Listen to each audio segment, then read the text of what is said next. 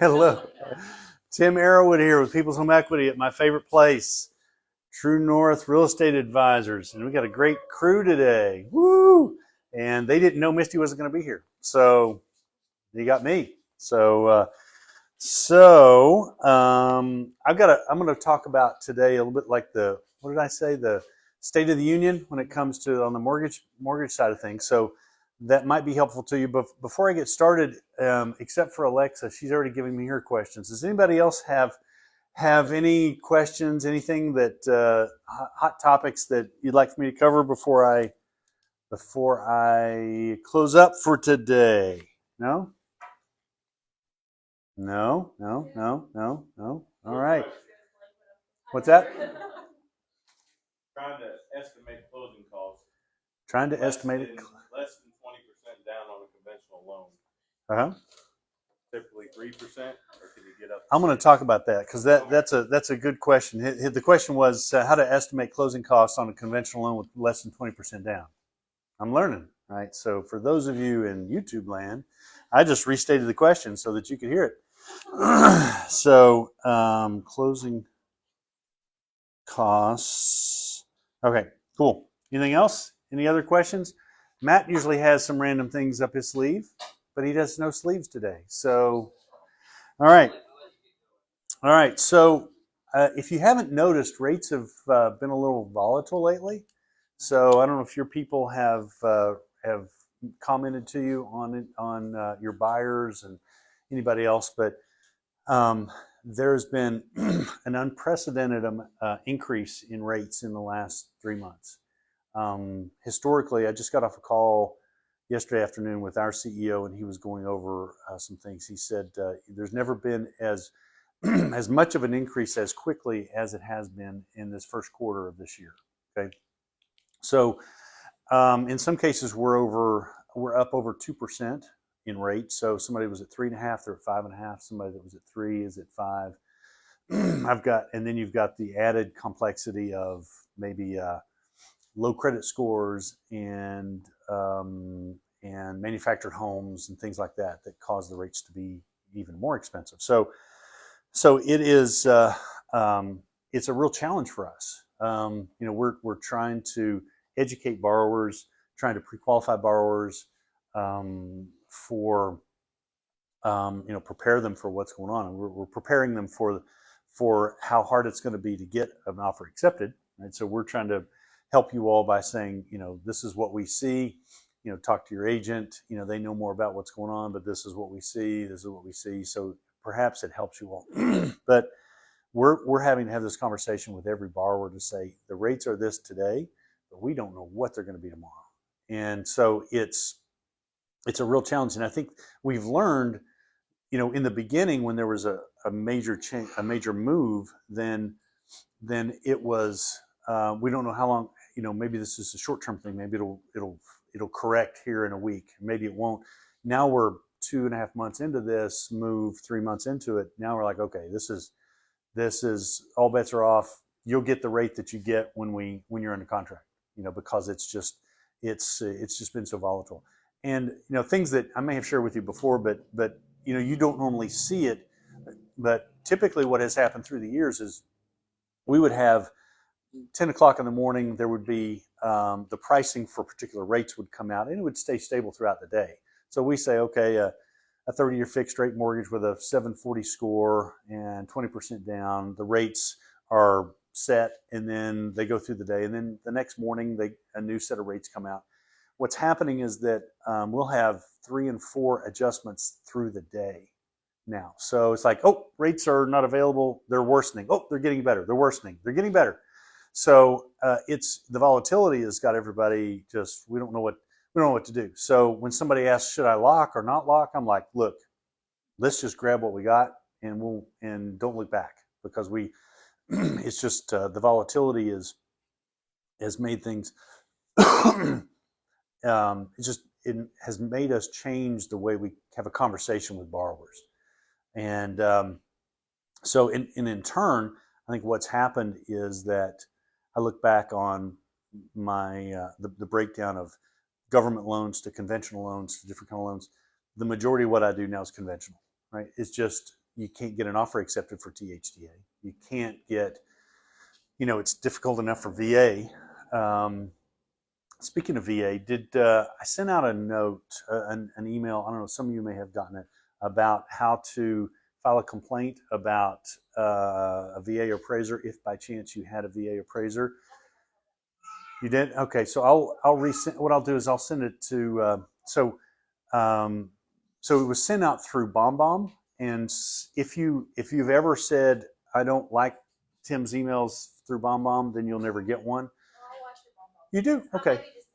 Okay, you maybe just missed it. But I did a little video and I need a summary. This is a little bit of an aside, but I had an issue with, there appears to be one particular VA. I mean, VA is kind of tough anyway, but a particular VA appraiser that had killed several deals. And I started talking to different offices and the same name came up everywhere.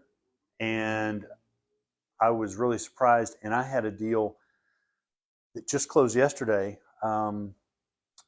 Started out a month and a half ago. It was a VA loan, property up in Hampton.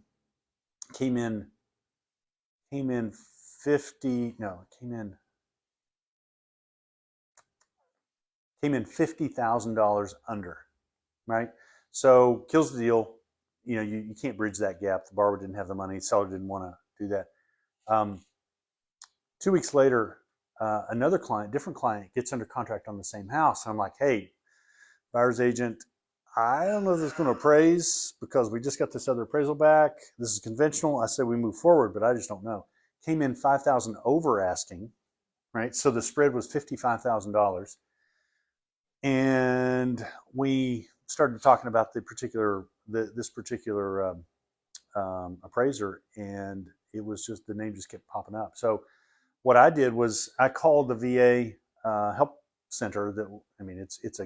You could find the number yourself, but I called, went through all the switchboard, found somebody. I said, look, if I hypothetically wanted to file a complaint, how would I go about that? So he gave me this obscure email address. It's like a bunch of random letters and numbers, which he may have just been getting me to, I'm sure it means something. But he said, send it to this and this address. It will be looked at. Keep in mind that it's hard for us to get VA appraisers right now. So, it needs to be something significant for us to pull somebody out of that. Yeah, but he said, if it's their first offense, as it were, or complaint, then probably nothing's going to happen. But the more people that mention it, then we'll have to do something. So I'm not on a particular vendetta after this guy, but I just said, well, I'm going to focus on the things that I know. I can't say hearsay, you said this and you said that, and I heard this and I heard that. Like, I have two appraisals in my hands, and they're within a month of each other, and one's $55,000 more than the other one. I'm going to send this to you, and I'm going to give you a narrative of what happened, and basically say this is, if the guy thinks he's trying to do the veteran a service, he's not. It just, first of all, he didn't get the house that he was excited about, and then the next thing is that that listing agent's probably not going to accept a VA offer the next time. So if you haven't gotten that, be on the lookout for that. So the only thing that I tried to do with my note to them was to say, just stick with the facts. I didn't talk about him being ugly, or short or whatever, and he just seemed like he was mean. It's like, here's the facts,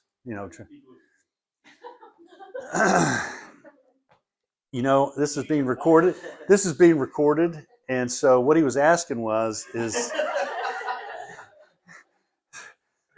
I really can't repeat it. So, but anyway, I got off on the side there, but I had one agent that was listing her own house that this particular appraiser said, hey, I'm coming, because they selected a veteran because they wanted to help.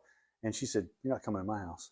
Right? Now, I don't know how that ended up. All I heard was the first part is, you're not coming to my house. So don't know if that'll end well, but I've asked around, saying, well, what if you didn't want to have somebody come in? Well, you can't do this, you can't do that. Well, I mean, if it's your house, you can do whatever you want. I don't want somebody in my house. So anyway, it's kind of come to a head lately, Really.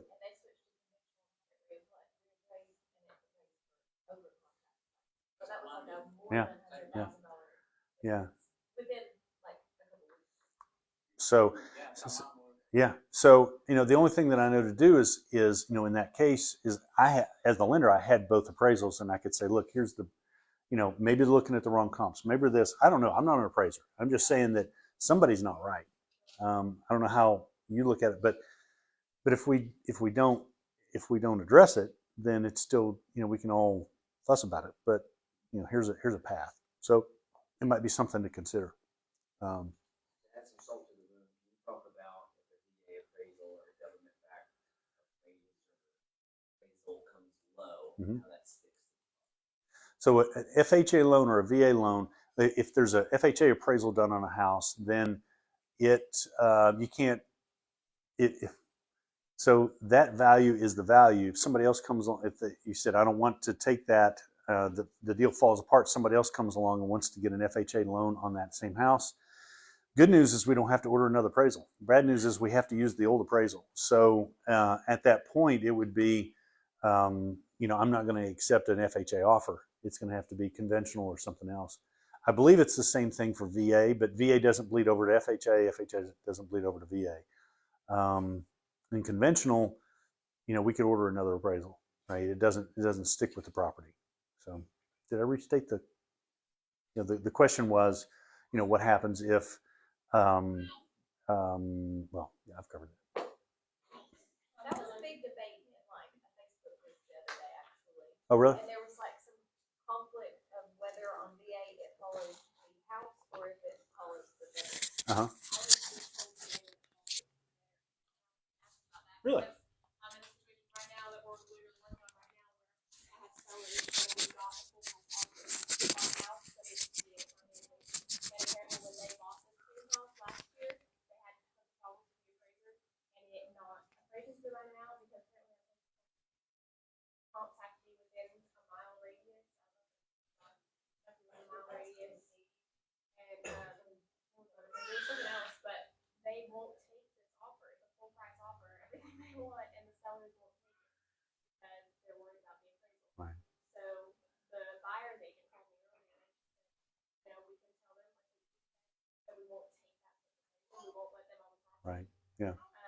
But they wanted to know if the value is stick with that. If the VA appraisal comes back low, then we have to terminate the deal. If they get another offer, Right. well, yeah, will it still be that amount, or do we just appraise it? It would just have, it would mean that if the VA appraisal came in low and it killed the deal, then at that point I'm not going to accept any more VA offers. Right. And then same thing.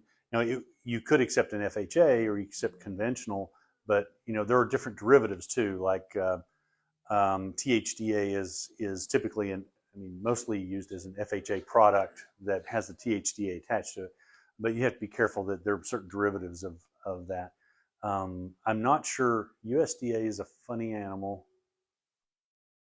I'd have to do some research to find out if it sticks. I used to do a lot of them, and then it's like through the years, this was everybody did those, and it's like, it's not. It's kind of out of vogue, and there's other products that are better. But yeah, I would.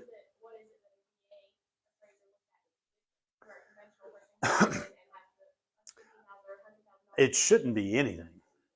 There may be some slight requirements of saying, I can't imagine you've only got 1 mile radius. It depends on what's customary in that market, right? If you're Montana, there's nobody else within a mile, right? So there's got to be some give and take what's customary in that market. Kind of like us. Like if I look at a house, I'm going to price it maybe a little bit different. We're all going to kind of price it and gauge where the market's going to put it. Sometimes we might be right on the money, can be a little different. Each appraiser is different. Because I just had a house for $375, and there's a house for $375, and we went ahead and offered $400. Said we would gap the appraisal. We're a VA loan, and the guy was real nervous, and I assured him, no, we're gonna knock it out. I haven't had any issues. We didn't have any issues. It appraised right at value. But if you get a certain appraiser who thinks a certain way, they're always going to kill you. I've been called from somebody, and they said, "Hey, Matt, I'm getting a refinance on my home. It just came back in $100,000 less." And I was like, "Who's the appraiser?" And he told me the name. I said, "That's why." And he goes, "How do I fix this?" And I was like, "Well, probably should request another one here just to compare it. And then he went through, compared it, and it was like 25 over. And he was like, yay. So the appraiser is what will determine that, because it's just that person. It's not necessarily, oh, it's a VA, so it'll be lower or this or that. The only thing that sucks is if you get that lower guy, it sticks VA now. So even if another appraiser comes and he can get higher comps, in that dashboard that the appraisers come in, that's just the bink. That's what's marked on that property, I think, for at least 6 months. 3 to 6 months. Yeah, so it's stuck for a little bit, not forever, but it's just that loan product.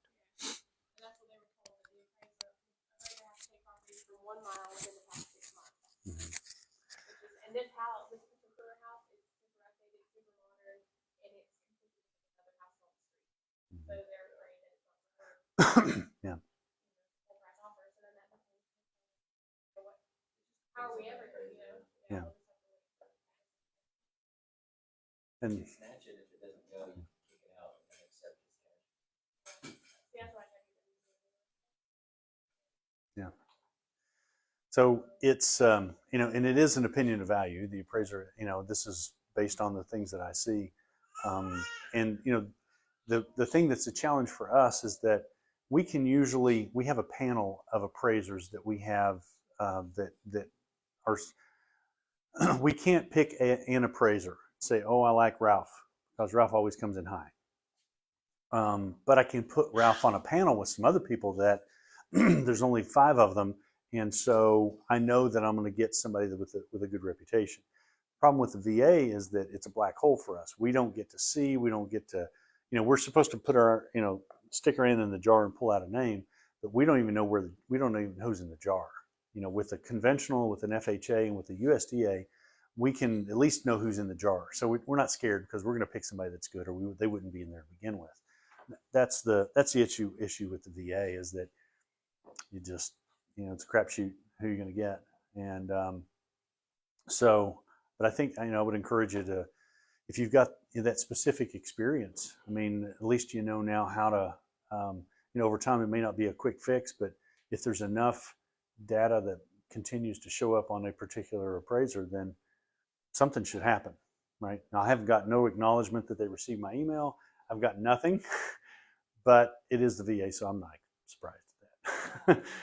So I would have at least gotten an email that said, oh, this was bounced back because it was the wrong email address. But, thank you for taking the time to fill out our survey. We'll give it all the consideration it deserves. Didn't get anything of that. So getting back to the rates, excuse me. So they're up. There are, one of the things that's interesting, for years, there's always been what's called a par rate, which means there's a point at which on the rate sheet. So it's kind of weird. It helped hard for me to get my mind around this when I started selling mortgages, is I'm selling money, right? So why is this rate cost money and this one doesn't rate, what's going on? But essentially, you look at mortgages and interest rates like products. And so you've got a price sheet for those products. And usually what happens is the higher the rate, the lower the cost. And many times you can reach a point where there's a zero cost loan, like no points for a loan. And so in the way I usually describe it to a client is you've got rate on here on this side of the fulcrum, and you've got cost on the other side. So if you push the rate down, the cost goes up. Push the cost down, the rate goes up. And that's still generally true. But what's happened is there was usually a spot where it would bottom out and there's no cost. And so nobody really wants a 6% rate, but you could probably get a 6% rate, or back in the day, 4 months ago, you could get a 4% rate, but there would be no points to it, or something like that. What's happening now is that all the rates have a cost.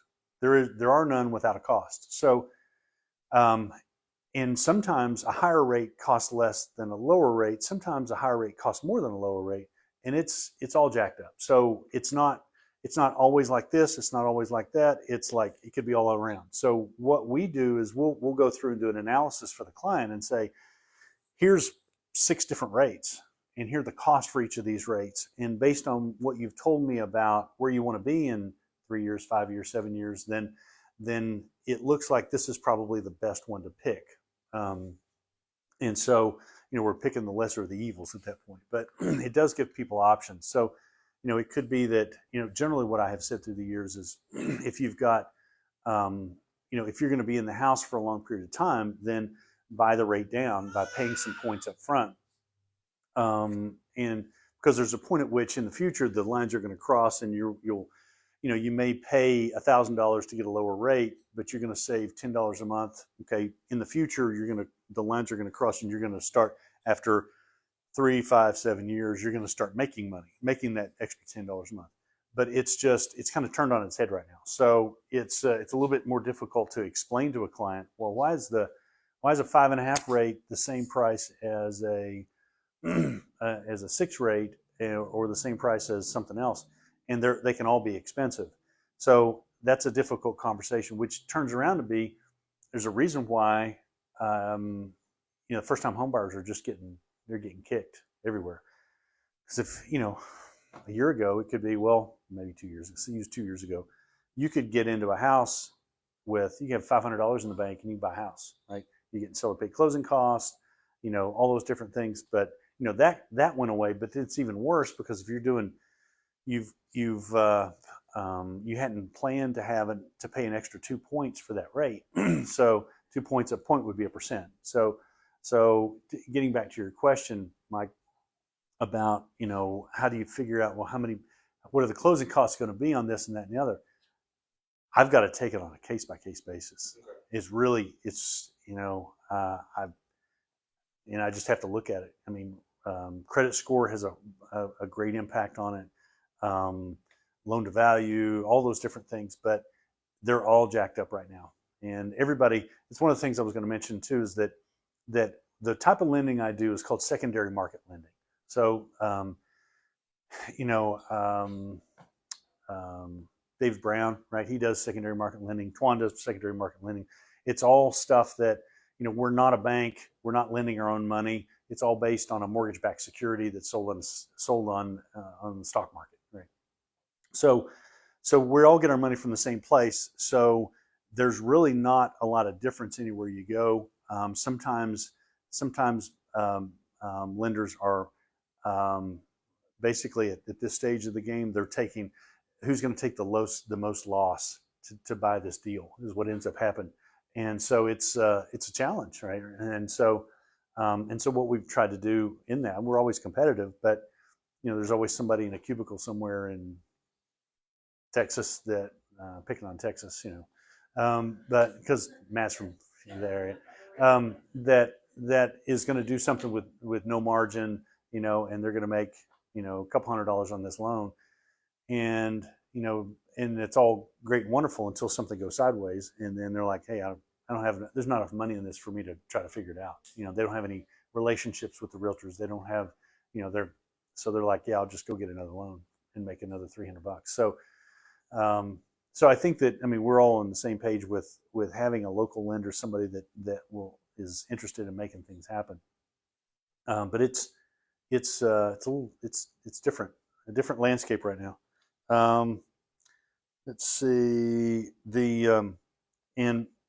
our CEO was talking yesterday about, everybody's asking him to look into his crystal ball and tell us when's this going to stop? What's going to happen? He said, I have no idea. He said, I could tell you, but I'd be lying. I don't know if rates could go higher, rates could go, he said, if there's an all-out conflict, all out war in Ukraine, rates will probably come down. He said, nobody wants that. They don't want the conflict. But he said, the prediction right now is the difficult thing. So, we expected rates to go up, but not to be front loaded in the first quarter, is really what he said. So they could continue to go up. Now, I will say, I guess I'm probably the oldest one in the room here. But my first mortgage, it was 11%, and we were pretty excited about that, And then we, 23 years ago, we moved down here from Ohio, and we got a 7.5% rate. We're like, oh yeah, we've arrived. This is great, And so, we're so used to. We never dreamed rates would get in the twos, right? So that was a mind blowing event. But to be in the 5s and 6s, people were buying houses back then. They weren't.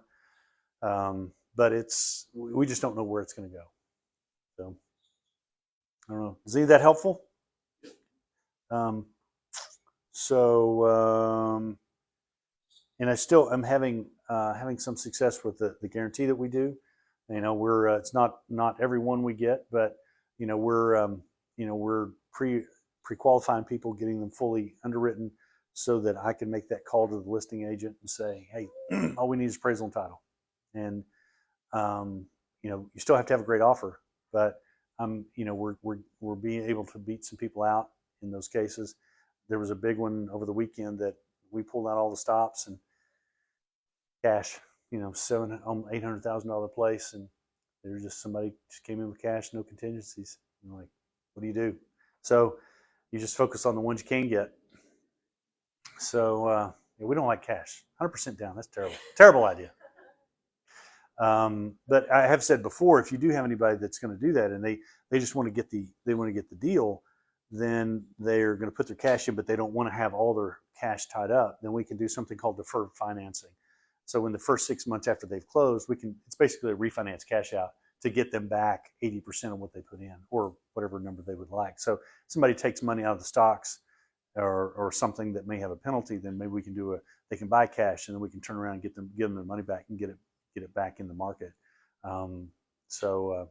Money still is so cheap, with mortgages. So, and last thing is, Matt got to come. I don't think anybody else has come. You haven't been to our new office, Matt? Yo, you've been, yeah. You were first. Sorry. So, Michael? Yes, sir. You were first. Yes, sir. You were. Well, so what did you think? I thought it was very nice. Well, You had a glass box of emotion that you yes, it is. I have glass in my office too. So Matt got to come. He actually came for a closing, and so yes, I have a glass wall that isn't as soundproof as I had hoped when I designed the place. So, but it's good. So we'd love to have you. I really would like maybe next month if we've to. Yeah, Misty had emailed me saying, what about having today's lunch and learn office? And we just thought it letting me know heads up. Yeah. But is that something y'all would like to do? Yeah. I said maybe if we had more than Yeah. A little easier on them. Yeah. Well, half this room is closer to my office than here. You included. No, it's probably your office is probably about the same. about the same. Okay. See. Yeah. All right. So, but we'd love to have you come in. I mean, it's designed. I feel like a broken record, but it's designed to be a place for you all to use. So we got more space than we need. I've got 2 desks in the back that have got that just have PCs for you guys to land and do your thing. We got copiers. We got Wi-Fi. We got. I'm excited. You didn't see it the other day, but we have a large kitchen. You saw the kitchen. But I got a sign. It's a LED neon, and it says the Raving Fans Cafe. So I got a coffee makers. I got stuff to make smoothies. I got all kinds of stuff. So it's a place for you to come and be comfortable. Yeah. And yeah, so if you're out showing property in the Kingsport area, then don't be going to Starbucks and blowing your money. Come by our place.